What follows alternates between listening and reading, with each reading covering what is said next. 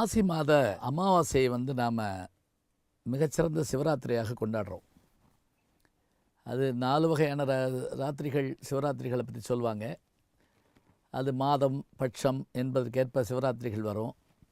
இருந்தாலும் முக்கியமாக கொண்டாடப்படுகிறது இந்த மாசி மாதத்தில் வருகின்ற இந்த நாள் தான்.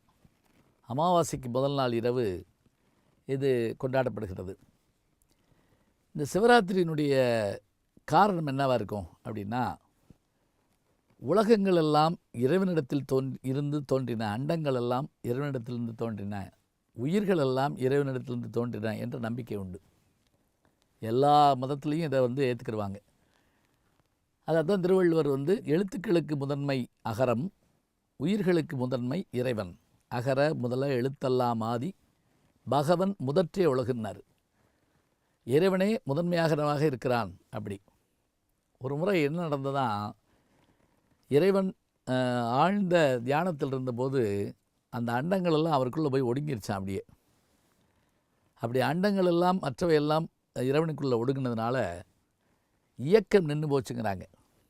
நான் அசைந்தால் அசையும் உலகம் எல்லாமே அப்படின்னு, அறிவாய் மனிதா உன் ஆணவம் பெரிதா, ஆளவாயினோடு பாட வந்தவனின் பாடுமாயை மூட வந்த ஒரு பாட்டும் நானே பாவமும் நானேன்னு திருவிளையாடலில் ஒரு பாட்டு வரும். இந்த பாட்டில் நான் அசைந்தால் அசையும் உலகம்னு சொன்னால், இறைவனுக்குள்ளே அந்த அண்டங்கள்லாம் அடங்கி போனபோது பார்வதி தேவி உமையம்மை இந்த இயக்கம் நின்றுவிடக்கூடாது என்பதற்காக தன்னுடைய மனதில் எம்பெருமானை நினைந்து மீண்டும் இயக்கங்கள் நடைபெற வேண்டும் என்பதற்காக இரவு முழுவதும் அந்த தவம் இருந்தாளாம்.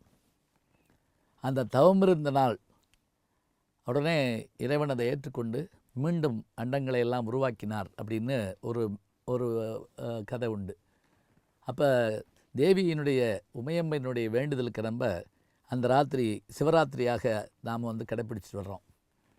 பெண்களுக்கான நாட்கள் 9, அது நவராத்திரின்னு புரட்டாசி மாதத்தில் கொண்டாடுவோம், கார்காலத்தில். இது கோடை தொடங்குகிற காலம். கிராமங்களில் எல்லாம் பார்த்திங்கன்னா குலதெய்வங்களை கும்பிட்ற காலம் இந்த காலம்தான் சொல்லுவாங்க. வழிபடு தெய்வம் நிற்புறம் காப்ப அப்படின்னு ஒரு வார்த்தை உண்டு. வழிபடு தெய்வம் என்று சொன்னால் எத்தனையோ தெய்வங்கள் இருந்தாலும் நமக்கான குலதெய்வங்கள்னு ஒன்று உண்டு. அந்த குலதெய்வம் கோயிலுக்கு போகிற நாள் இந்த நாள் தான் வச்சுருப்பாங்க. அதுலேயும் தெற்கு பகுதியில் மதுரை பக்கமெல்லாம் பார்த்திங்கன்னா இந்த சிவராத்திரியை ஒட்டி 3 நாட்கள் 4 நாட்கள் திருவிழாக்கள் நடக்கும். 3 சாமி கும்பிட்டது உள்பட எல்லாமே அந்த நாட்களில் தான் கொண்டாடுவாங்க. பயிர் பச்சைகள் விளைந்திருக்கும். அதாவது புஞ்சை விவசாயத்தில் வருகின்ற பயிர் பச்சைகள்னு சொல்லக்கூடிய நவதானியங்கள் அவற்றை வச்சு நிறைய சாமிக்கு படைப்பாங்க. இந்த ராத்திரியில் இரவு முழுக்க 4 காலம் பூஜை நடைபெறும். மாலையில் தொடங்குகிற பூஜை விடியற்காலம் மறுநாள் உச்சகாலம் வரையில் இப்போ அது நடந்து கொண்டே இருக்கும். 4 நேர பூஜையை நாம் கொண்டாடினோம்னா வருடம் முழுவதும் கொண்டாடினதுக்கான பெருமை உண்டுன்னு ஒரு நம்பிக்கை உண்டு.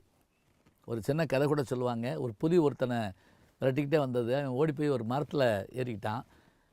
அந்த புலி அங்கேயே நின்றுச்சான், இவனை எப்படியா தின்னு விடுறோம் அப்படின்னு. இவன் என்ன பண்ணான்னா, மரத்தில் உட்காந்துருந்தவன் தூக்கம் வராமல் இருக்கிறதுக்காக அந்த மரத்தோட இலையை பிடிச்சி கீழே போட்டுக்கிட்டே இருந்தாலாம். விடியற்காலம் தேவர்கள்லாம் ஆகாயத்துலேருந்து அவனை அப்படியே தேவலோகத்துக்கு அழைச்சிட்டு போனாங்களாம். அவனுக்கே என்னன்னு தெரியலையான். என்னன்னு பார்த்தா அவன் ஏறி இருந்தது ஒரு வில்வ மரமாக. அவன் அந்த வில்வ இலையை பிடிங்கி கீழே போட்டுட்டு இருந்திருக்கான். கீழே ஒரு சிவலிங்கம் இருந்திருக்கு. அன்றைக்கு சிவராத்திரி. அவனை அறியாமலே அவன் உயிருக்காக பயந்து செய்தாலும் கூட அந்த ராத்திரி அவனுக்கு ஒரு பெரிய பலனை தந்தது. அவன் சொர்க்கத்துக்கு அழைத்து செல்லப்பட்டான்கிற கதையை நம்ம கேள்விப்படுறோம்னு சொன்னால், சிவராத்திரியினுடைய பெருமையை நாம் தெரிஞ்சுக்கிறணும். இந்த புராணங்கள் இதிகாசங்கள் போன்றவற்றை நாம் இன்றைக்கி சொல்கிற போது பலருக்கு இதெல்லாம் நடக்குமா, இதெல்லாம் உண்டா அப்படின்னு நம்ம நினைப்போம். ஆனால் அறிவியலாளர்கள் இதெல்லாம் ஏற்றுக்கொள்கிறார்கள். ஐன்ஸ்டீன் ஒரு முறை சொன்னார், பிரபஞ்சங்களின் உண்மையை தெரிந்து கொண்ட ஒருவனுக்கு நிச்சயமாக ஏதோ ஒரு சக்தி இருக்கிறது என்று அறிய முடியும். ஏன் இவை இயங்கி கொண்டிருக்கின்றன, எதனால் இவை மோதாமல் இருக்கின்றன என்ற கேள்வி எல்லாம் எழத்தான் செய்யும் என்று அவர் சொன்னார்னு சொன்னால், அந்த நம்பிக்கையின் அடிப்படையில் தான் நம்முடைய முன்னோர்கள் இந்த கதைகளை உருவாக்கியிருப்பார்கள். சிவராத்திரியினுடைய பெருமையை நாம் சிவபுராண கதைகள் மூலமாக அறிந்து கொள்ள முடியும்.